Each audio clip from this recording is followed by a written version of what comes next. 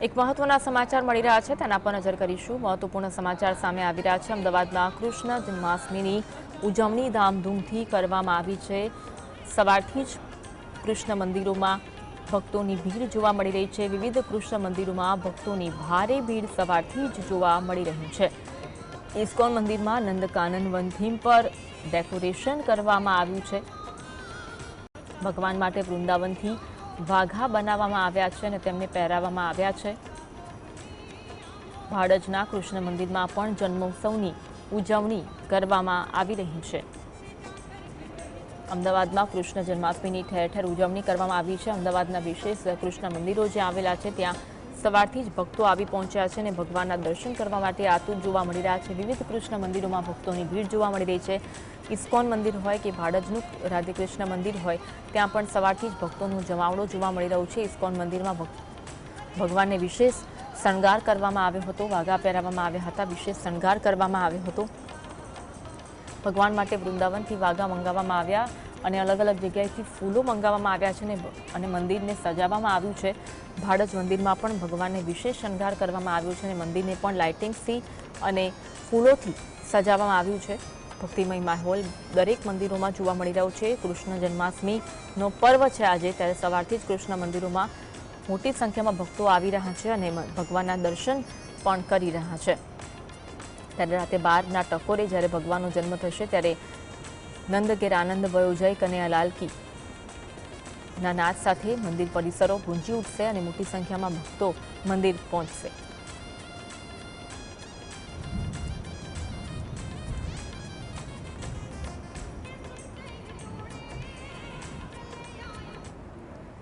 સહયોગી ઝલક અમારી સાથે લાઈવ જોડાય છે ઇસ્કોન મંદિરથી। ઝલક, ઇસ્કોન મંદિરમાં પણ વિશેષ શણગાર કરવામાં આવ્યો છે, ભક્તોની ભીડ પણ જોવા મળી રહી છે, કેવો માહોલ છે?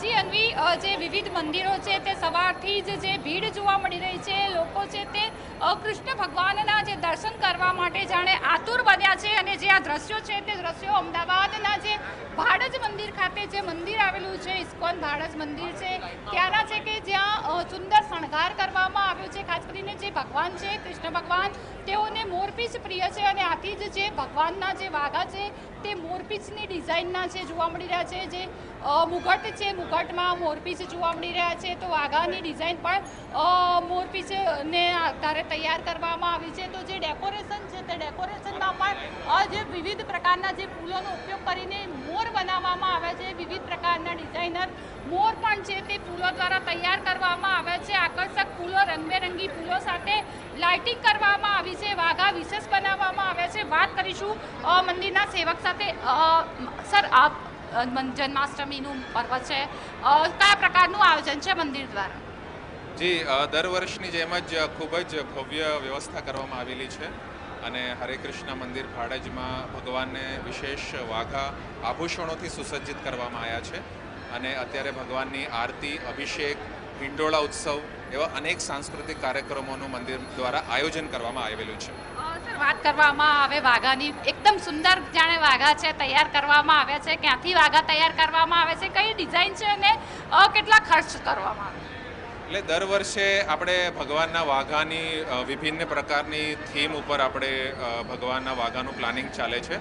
લગભગ 1.5 થી 2 મહિનાથી આનું પ્લાનિંગ ચાલતું હોય છે અને વિશેષ કરીને વૃંદાવનથી આ બધા કારીગરો જે હોય છે એ લોકોને આ રીતની જે ભગવાનના વાઘા બનાવવામાં એમની એક કળા હોય છે, તો એમની પાસેથી આપણે પ્લાનિંગ કરીને સંપૂર્ણ આભૂષણો, ભગવાનના ઇવન જે પુષ્પો, ગળામાં જે માળા પણ લગાવવામાં આવે છે એ પણ ભારતભરના વિભિન્ન પ્રકારના રાજ્યોથી મંગાવીને ભગવાનને શણગાર કરવામાં આવે છે। કેટલા રૂપિયામાં તૈયાર થતા હોય છે આવા? એ બધા દાતાઓના સહયોગથી થાય છે, એટલે આપણે સંપૂર્ણ જે ભક્તોના સહયોગથી એમના દ્વારા જ બધું ખર્ચનું દેખરેખ કરવામાં આવે છે, એટલે મંદિર પ્રશાસનની શણગારમાં વધારે એ હોય છે। અચ્છા સર, રાતે જ્યારે 12 વાગે કૃષ્ણ જન્મોત્સવ થશે, કયા કયા કાર્યક્રમો થશે?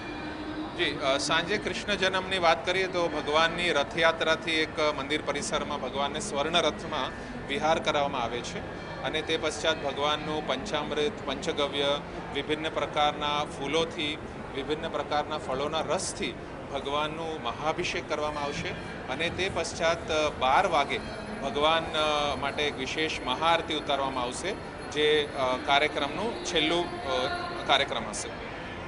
તો તમે જોયું તે રીતે કે જે વિવિધ કાર્યક્રમો છે મંદિર દ્વારા છે તે આયોજન કરવામાં આવ્યા છે. ભગવાનના ખાસ જે વાઘા છે તૈયાર કરવામાં આવ્યા છે તે ભક્તોની છે તે ભીડ પણ જોવા મળી રહી છે.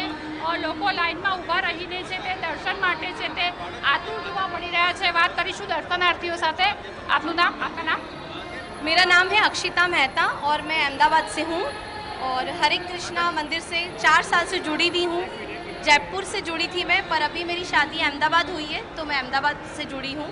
और आज के लिए सबको बहुत बहुत शुभकामनाएं जन्माष्टमी की. ये बहुत बड़ा पर्व है हम हरे कृष्णा डिवोटीज़ के लिए और हमारे जो गुरु हैं श्रीला प्रभुपाद जी और पूरी गुरु परंपरा के लिए. हरे कृष्णा. आप भी आज छोटे कान्हा है उनको कान्हा जी को लेके आई है, क्या कहें? मैं क्या कहूँ, मतलब आई हूँ उनको दर्शन करवाने के लिए यहाँ पर इतने बड़े महोत्सव पे. आज इनका जन्म उत्सव है तो इनको भी मंदिर में लेकर आई हूँ कि यहाँ इनको दर्शन कराऊँ. સર તમે શું કહેશો, કઈ રીતનું તમે અત્યારે અનુભવી રહ્યા છો મંદિરમાં આવીને? અમે બહુ ટાઈમથી અહીંયા મંદિરમાં આવીએ છીએ. આજે બી પ્રોપર વ્યવસ્થા છે. ભગવાનનું દર્શન બહુ સારી રીતે થઈ ગયું છે અને જન્માષ્ટમીની બધા દર્શકોને શુભકામનાઓ. કાકા તમે શું કહેશો, કૃષ્ણ ભગવાનના દર્શન કર્યા છે, કેવું લાગી રહ્યું છે? અત્યારે કેવી રીતે ઉજવણી કરી છે? गीता के सार के ऊपर भगवान ने जो दिया है, भगवान ने जो बताया वो उस पर मैं बराबर वो कर रहा हूँ मैं. और मैं भगवान से यही प्रार्थना करता हूँ कि उनकी चरणों में मुझे अपने स्थान प्रदान करें और हमेशा उनकी प्रेम बना रहे बस.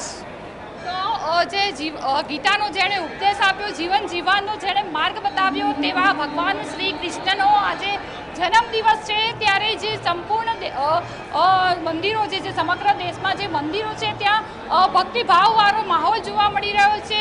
જે ગુજરાતની મંદિરોની વાત કરવામાં આવે તો ગુજરાતમાં દ્વારકાનું મંદિર હોય, ડાકોરનું મંદિર હોય કે વિવિધ પ્રકારના જે મંદિરો છે, વિવિધ જે મંદિરો છે ત્યાં ભક્તોની ભારે ભીડ જોવા મળી રહી છે. નંદ ઘેરા નંદ ભયો જય કનૈયા લાલ કી.